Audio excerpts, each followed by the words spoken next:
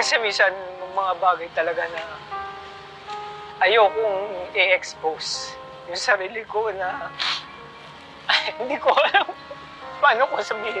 Kaya minsan ayoko ng pag-usapan kasi Siguro ito yung pagkakataon mo para Hindi, sabihin kasi mo yung parang totoo. gumawa ka ng kabutihan sa iyong kapwa. Kahit anong kabutihan na gawin mo kahit walang camera. Ako, okay naman po sa akin eh.